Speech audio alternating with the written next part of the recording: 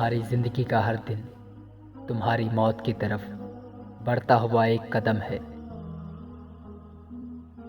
عورت کے لیے شرم سے بڑھ کر کوئی زیور نہیں اور چادر سے بڑھ کر کوئی نعمت نہیں۔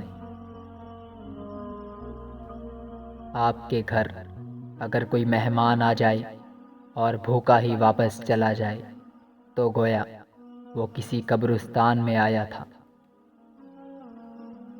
بے وقوف عورت اپنے شوہر کو غلام بناتی ہے اور غلام کی بیوی بن کر زندگی گزارتی ہے، لیکن عقل مند عورت اپنے شوہر کو بادشاہ بناتی ہے اور بادشاہ کی بیوی بن کر زندگی گزارتی ہے۔ اس گھر میں برکت اور خوشی کبھی نہیں آ سکتی جس گھر کی عورتوں کی آواز باہر جاتی ہو۔ بچوں کو جو بیماری ہوتی ہے وہ اس کی ماں کے گناہ کا کفارہ ہے۔ رب العالمین کی قسم، اللہ نے کائنات میں حضرت محمد صلی اللہ علیہ وآلہ وسلم اور آل محمد صلی اللہ علیہ وآلہ وسلم سے افضل کوئی مخلوق پیدا نہیں کی۔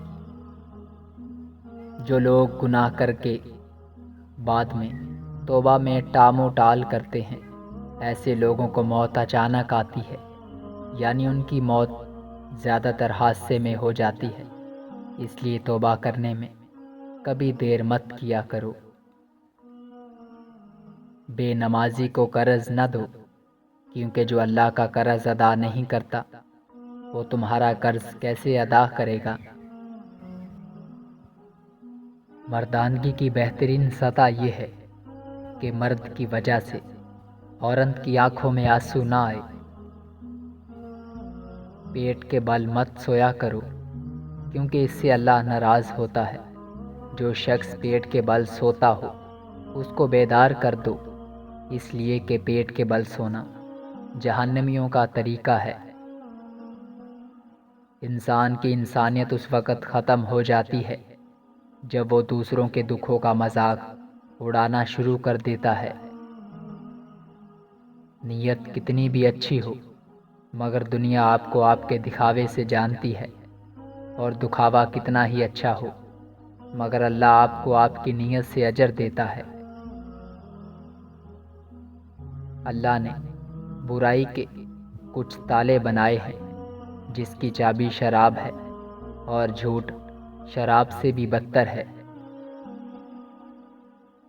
آخری زمانے میں جو چیز سب سے زیادہ کم ملے گی وہ بھروسہ مند دوست اور حلال رزق ہوگا۔ جب آدمی 40 سال کا ہو جاتا ہے تو آسمان سے اس کو آواز دی جاتی ہے کہ تیری واپسی قریب ہے، سامان تیار کر لے۔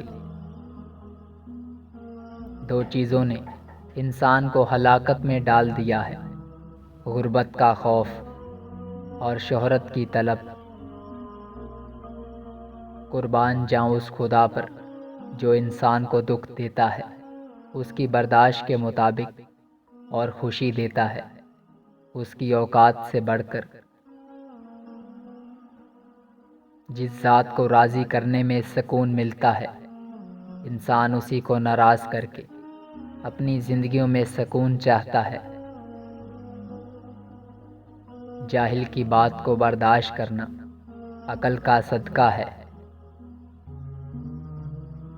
کھانے میں کوئی زہر گھول دے تو اس کا علاج ممکن ہے، مگر کان میں کوئی زہر گھول دے تو اس کا علاج نہیں ہے۔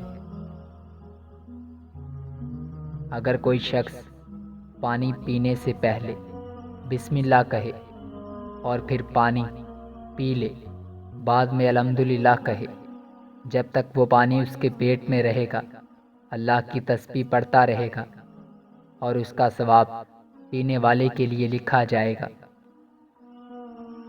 سورۃ اخلاص پڑھتے ہوئے گھر میں داخل ہوا کرو، اس سے تمہارے رزق میں اضافہ ہوگا۔